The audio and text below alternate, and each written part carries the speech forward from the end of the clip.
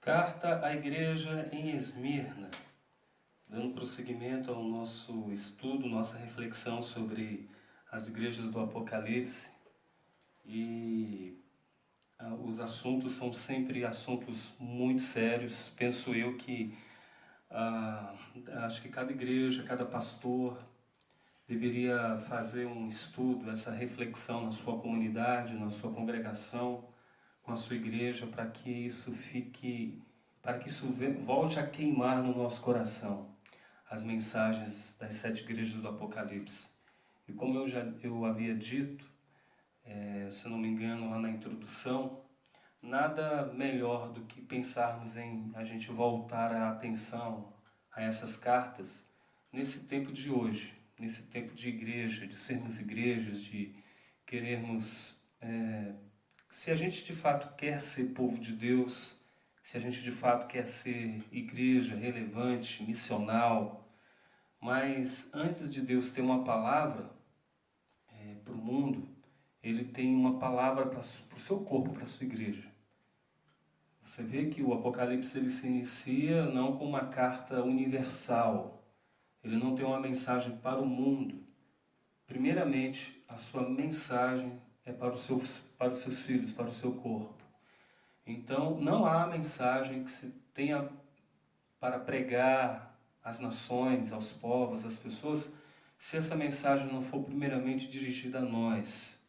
Então, eis aqui o fato de que fica o estímulo, o fato de que do que estamos tratando é algo importantíssimo, seríssimo para o corpo de Cristo, quanto isso tem que voltar a arder no nosso coração e a gente lermos as cartas do Apocalipse. E aqui nós estamos no capítulo 2, versículo 8 ao versículo 11, sobre a igreja em Esmirna, essa carta direcionada a essa igreja, a esse pequeno grupo que se reunia nessa cidade. Tem todo um arcabouço histórico que não cabe aqui nesse momento falar sobre a construção, sobre o início, sobre como que se iniciou essa cidade. A intenção é irmos direto para as cartas sobre a mensagem de Jesus a elas. E Esmirna é uma cidade que já carrega um nome com um significado forte, porque Esmirna significa mirra. Mirra é um líquido, é um material que foi prensado. Aí dessa prensa, desse esmagamento, foi produzido esse líquido, essa mirra. Então mirra já tem uma mensagem, ele tem um cheiro.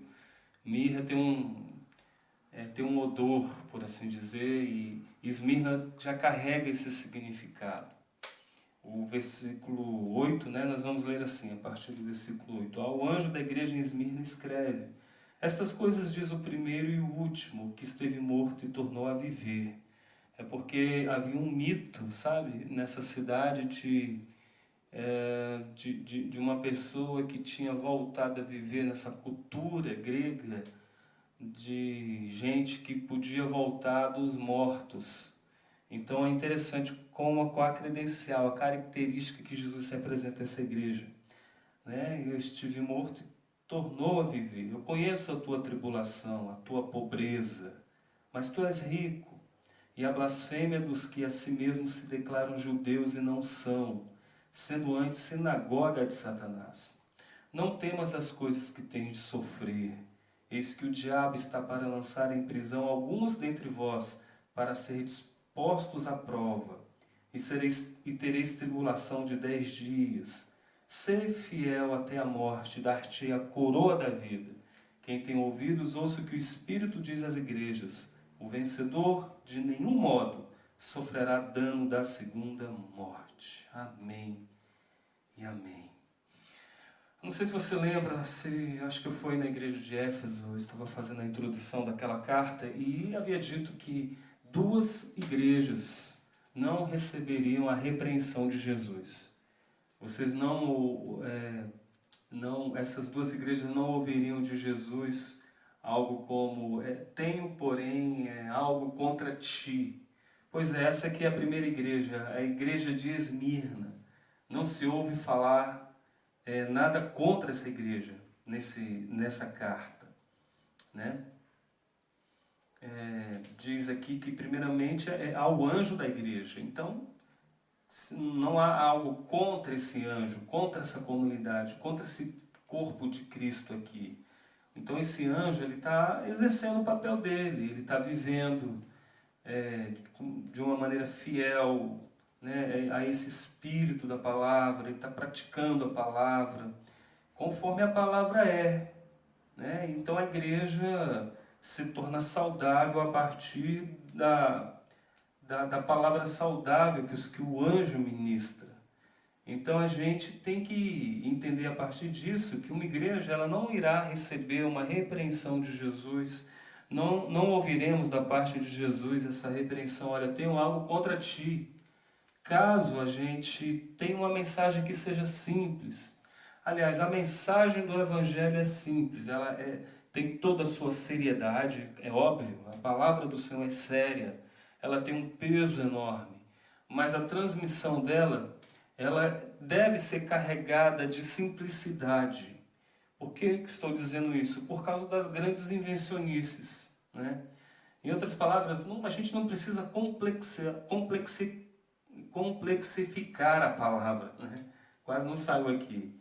É viver com simplicidade, é ensinar a palavra com simplicidade, é não inventar moda, é gente que vive seguindo ventos de doutrinas, pastores que estão inventando muita coisa que nada tem a ver com as escrituras. E esse anjo aqui, ele está simplesmente pregando o evangelho da graça de Jesus como Jesus é. Ele não está tentando se diferenciar de Jesus, nem do fundamento, né, de Jesus, do Cristo. Não, ele está tentando adequar a consciência dele, né, ao evangelho e aplicar o evangelho para aquele povo, para aquelas pessoas, sabendo que a palavra de Deus é eterna, é imutável, não precisa complexificar, não precisa complicar de maneira alguma. E isso é carregado, uma mensagem carregada com unção, né? Palavra e unção que andam juntos, e você prega a palavra, as pessoas creem, se rendem.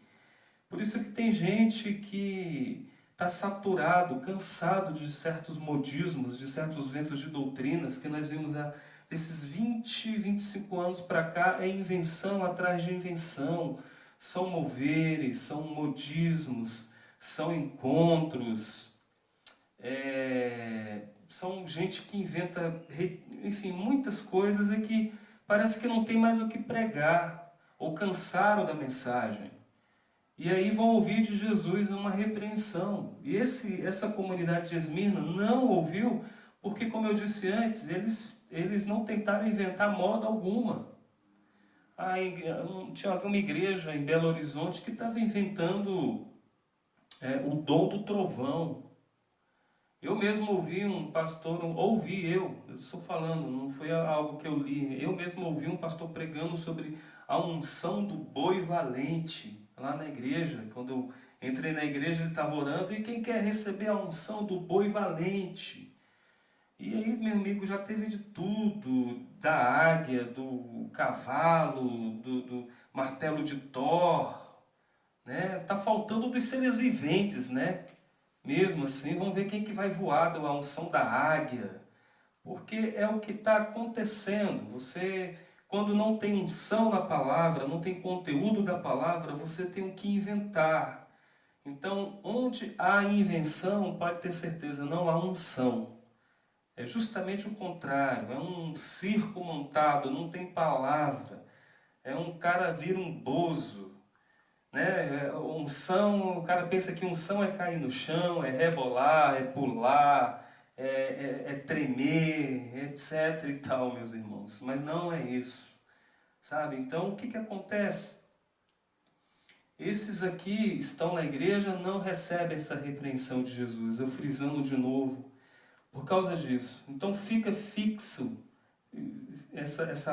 que se fixe em vocês, essa compreensão de que a palavra não precisa de agregamentos estranhos, de fogo estranho para ser palavra de Deus.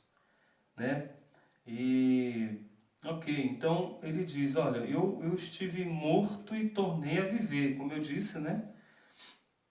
Havia uma história, um espírito ali, né? O espírito que eu digo é assim, um inconsciente ali coletivo que permeava todos de uma história, né? De um homem, eu acho que era Dionísio, que ele havia morrido, voltou a viver, e Jesus fala, olha, quem está falando com vocês foi aquele que venceu a morte. Estava morto 3 dias, mas eu venci a morte. Vocês se esqueceram disso?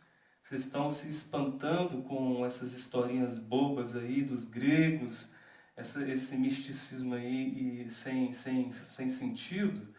Agora, vocês estão pensando que vocês estão sozinhos, que eu não estou acompanhando? Não, eu sigo junto, eu discerno, eu penetro, eu estou convosco todos os dias, eu venci a morte, eu tornei a viver, né? Porque ele diz, eu conheço a tua tribulação, mas ele diz, eu conheço. Vocês lembram que eu disse que cada carta tem essa afirmação de Jesus, que ele conhece?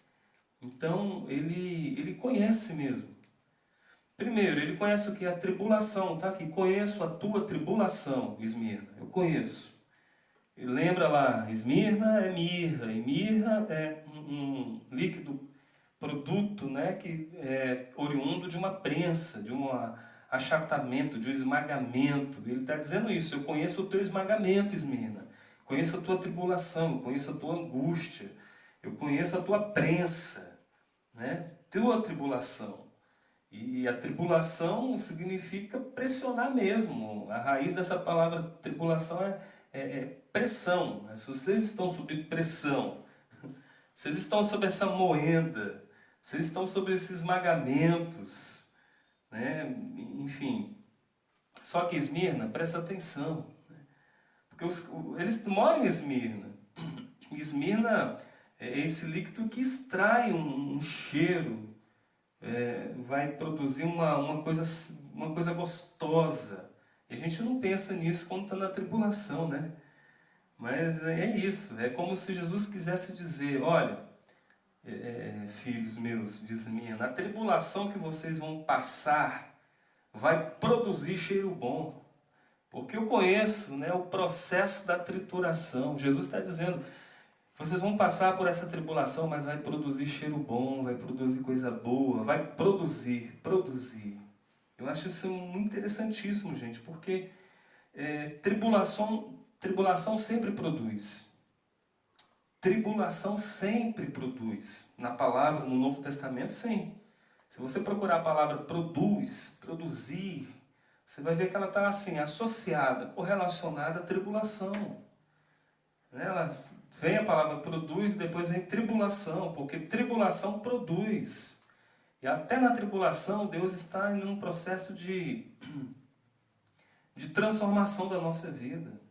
Porque a tribulação produz o quê? Está escrito lá em Romanos. A tribulação produz perseverança, perseverança, experiência, experiência, esperança. Então, e ainda nos diz que a tribulação não confunde, porque gera essa esperança dentro do nosso coração, né? Pelo Espírito Santo que também nos foi outorgado, nos foi dado. Então, tribulação vai nos conceder um peso de glória. Tribulação vai produzir caráter, vai produzir consistência interior. Eu acho que está faltando hoje uma tribulação mesmo para a igreja. Não é essa coisinha boba que a gente está vendo aí, não, que a gente chama de tribulação. E a igreja está precisando de uma tribulação que possa moer suas entranhas, sabe? Que possa fazê-la exalar um cheiro bom, porque parece que nós estamos nos tornando uma antítese do Evangelho, não tem produzido coisas tão boas. Apenas para o grupo da qual ela faz parte. Faz seus congressos, os seus retiros, os seus encontros, faz tudo isso. E parece que isso é voltado apenas para a gente, para o corpo. E fica todo mundo bem, porque é voltado para nós. Está enchendo muito bem a nossa barriga. Mas para o mundo, que a igreja serve para ser útil para o mundo, parece que nós estamos exalando um cheiro, um odor horrível que está afastando as pessoas. São poucos os pastores, são poucos os grupos que ainda mantêm essa essência de um odor de Cristo, sabe? Um perfume do Evangelho mesmo. Então eu disse agora que essa tribulação vai produzir caráter, vai produzir força interior. É nessa tribulação que a gente vê se o cara é ou se o cara não é. É na tribulação, é a hora da verdade, não é na hora da alegria, não. Né? Para a nossa alegria. Mas é na hora da prensa. E mais ainda, é interessante porque quando a gente vê alguém em tribulação, a gente critica muito, né? A gente não sabe por que o indivíduo está passando tribulação e geralmente a nossa tendência é julgar o indivíduo. Deixa eu arrumar aqui minha Bíblia. A gente julga a pessoa, etc, né? Mas aqui Jesus conhecia a tribulação deles e não os repreendeu por estarem em tribulação, porque o próprio Cristo disse que o mundo passaria por enormes tribulações. E Ele conhece também a tua pobreza, né? Conhece a tua tribulação, a tua pobreza. Né? Não é apenas a prensa, a tribulação, mas conhece a pobreza material daquela igreja. Eu conheço a tua pobreza e que tu és pobre. E aqui é pobreza mesmo econômica, viu? A cidade era rica, mas esse grupo era pobre. Então, você vê que essa pobreza tinha muito a ver também com o fato de deles serem cristãos. Vale lembrar que o contexto aqui, gente, sociopolítico é um contexto romano, né? E muitos já haviam sofrido expoliações dos seus bens. E aí eles não tinham como sustentar, né, a sua família, os seus filhos. E até por causa do testemunho de Jesus, eles eram levados à morte. Então, muitas possessões dos cristãos haviam sido expoliadas, haviam sido tomados. E só que, a despeito disso, eles eram uma igreja que não se entregava, que não se tornava subserviente do poder romano, né? dessa política. Isto é, apesar desse golpe, né, deles de nos fazer sofrer, de nos tirar o alimento, nós estamos aqui na pobreza, mas nós estamos suportando por causa do teu nome, Senhor. E é exatamente por isso que ele diz, mas tu és rico.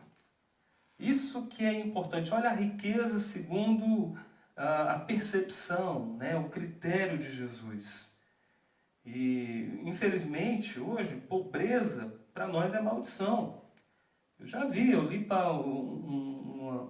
uma entrevista com um pastor aqui de Brasília, que ele disse exatamente isso, que não é vontade de Deus que você, sendo cristão, você ganha o salário mínimo, porque você tem que ser colocado numa alçada, em um patamar de excelência, de chefe, de patrão, de dirigente, etc. E tal. Foi uma coisa assim horrível. E quem é cristão e que não tem esse entendimento, aí que vive mesmo uma crise terrível, porque ele é cristão, mas ele vive em um processo às vezes de decadência econômica, não está conseguindo resolver seus problemas financeiros.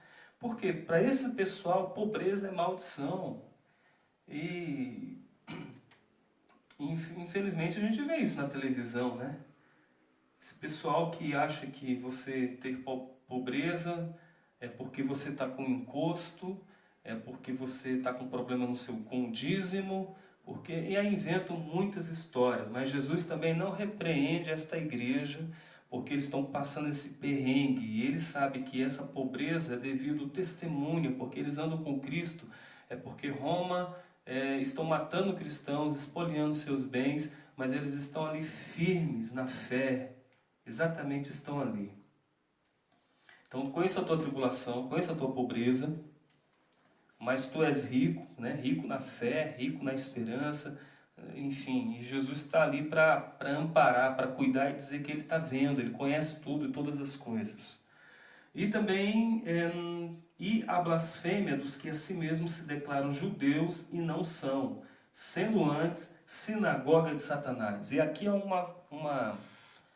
uma denúncia de Cristo terrível, gente, porque ele está dizendo, a quarta coisa aqui, terceira, né, quarta coisa, ele está dizendo que eles estavam vivendo, apesar da tribulação, apesar da pobreza, ainda existe a calúnia dos judeus, só que os judeus aqui Como o próprio Jesus diz, eles se declaram, mas eles não são. Eles carregam a roupa, o cabelo, a barba, o kippah, eles vivem fazendo os ritos, tudo referente ao judaísmo. Eles se declaram, mas eles não são. E Jesus diz, eles são antes sinagoga de Satanás. Então, é uma blasfêmia, que não é apenas uma blasfêmia que é praticada contra Deus diretamente, mas a gente blasfema contra Deus de uma forma indireta quando a gente blasfema com os irmãos da fé, com aqueles que estão ali, que de alguma maneira estão sendo, que são instrumentos de Deus, porque é a igreja, né? Mas existe aquela perseguição de outro grupo, e que por detrás daquela perseguição, daquele ódio, daquela blasfêmia, daquela insistência, né, de te magoar, de te ferir, enfim, de te menosprezar, o que está por detrás disso é uma atuação do inimigo, uma atuação do diabo, de Satanás. É exatamente isso. É um grupo religioso, mas essa religião, o promotor dela é Satanás. Então o que é isso? Senão a satanização da religião. E se isso aconteceu com esse grupo judeu, acontece com qualquer outro grupo religioso, inclusive dentro do próprio cristianismo. Você pode carregar o nome de Deus, o nome de Jesus, ou qualquer outro artefato, marca, insígnia cristã. Mas se você blasfema, e é um blasfemar contra o Senhor, contra os irmãos, contra os caminhos do Senhor, contra a palavra do Senhor, você se perverte. Você pode ter todas as tatuagens da religião cristã, mas você é uma sinagoga de Satanás. Aqui é a satanização da religião. Então, o que a gente tem que ver é uma igreja que está aqui sofrendo barbaridades. É uma prensa mesmo. Os caras estão sendo prensados que nem a cana, né? Quando ela está ali sendo prensada para sair aquele sumo que é o caldo de cana. E aí essa igreja de Esmirna, eles estão passando por esse caldo, né? Eles estão passando por esse perrengue, mas o Senhor tem algo preparado para eles, a despeito dessa luta. Então eles se declaram judeus e não são. E historicamente o grupo dos judeus perseguiram muitos os cristãos, perseguiram Paulo. Eles não admitiam essa nova mensagem que segundo eles era uma heresia, era uma perversão, né, dos ensinamentos de Abraão, de Moisés, do Deus de Israel. E eles estavam com os ouvidos tapados para uma mensagem que até então incluía eles. A própria Escritura Sagrada já havia incluído eles dentro dessa nova aliança, mas eles não conseguiam perceber isso. E por isso eles se tornaram sinagoga de Satanás. Eles não receberam a graça de Deus em Jesus, antes a rejeitaram. Eles tinham esses genes de Abraão, e eles mesmos se gabavam disso. Nós temos os genes de Abraão. Aí até o próprio Jesus diz em outro momento que se ele quisesse transformaria as pedras em filhos de Abraão, transformaria, né? Porque eles estavam ali se gabando, porque nós somos descendentes de Abraão. E Jesus não deu muita bola para isso, e diz, o que é isso? Se vocês mentem, se vocês assassinam com ódio, se vocês mentem, se vocês tratam mal, se vocês blasfemam, vocês são filhos do diabo. Isso deixou eles completamente desnorteados, irados, tomados e possessos por um desejo de morte para com Cristo. E Jesus disse, olha, se me perseguiram a mim, quanto mais vocês serão perseguidos também. Então é uma mensagem que para até então Esmirna estava sofrendo porque muitos sabiam que iriam morrer. Seus filhos iriam morrer, suas esposas, seus maridos, famílias inteiras iriam morrer na arena, de fome, esquecidos, por causa dessa perseguição total. E aqui você vê pessoas que poderiam negar o nome dele, mas não negaram, poderiam blasfemar contra o nome do Senhor, mas não blasfemaram, eles ficaram ali, eles estavam firmes no Senhor. Esse é um momento em que ou você se entrega mesmo para Deus de corpo, alma e espírito, dizendo, Deus, eu não sei o que está acontecendo, mas eu creio em Ti, estou aqui para o que deve e é. Ou você adoece e se amargura. É um dos dois.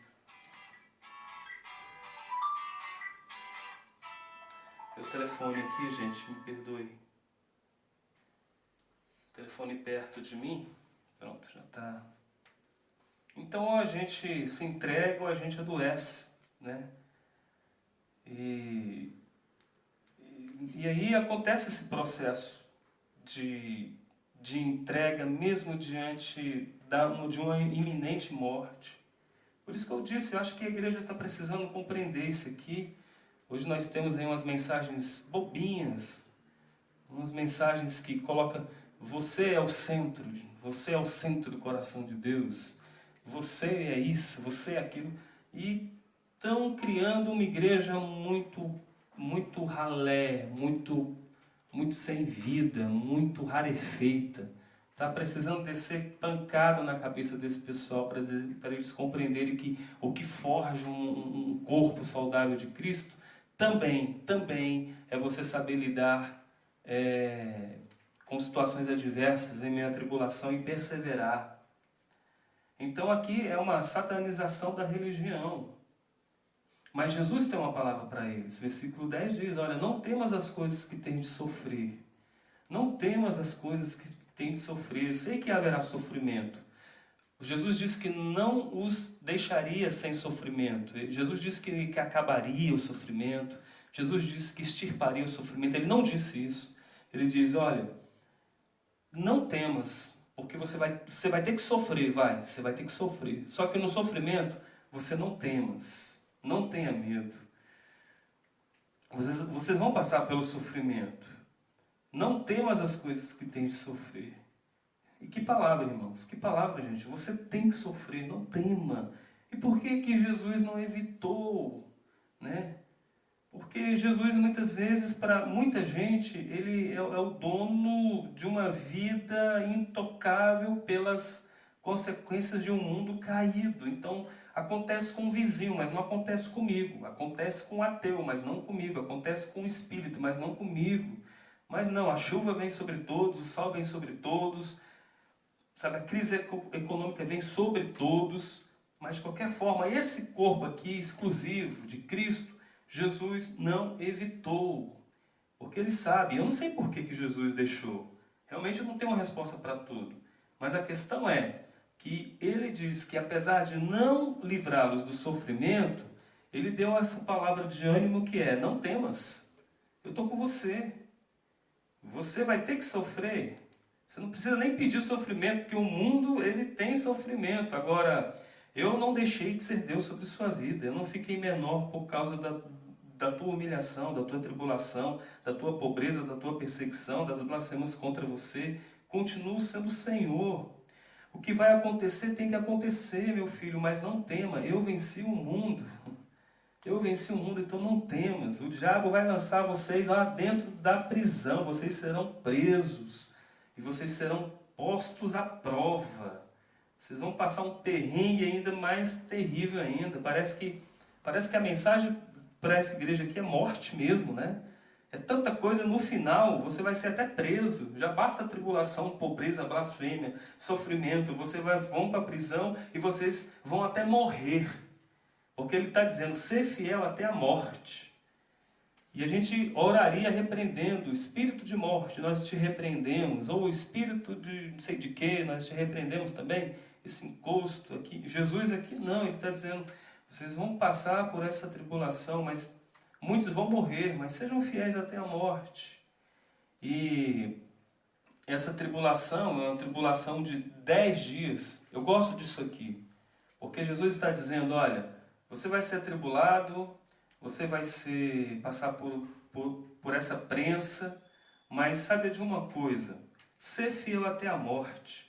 Porque a tua tribulação é de 10 dias, isto é, tem dia para começar, mas tem hora para acabar também. Essa tua tribulação, ela tem prazo de término, ela vai terminar.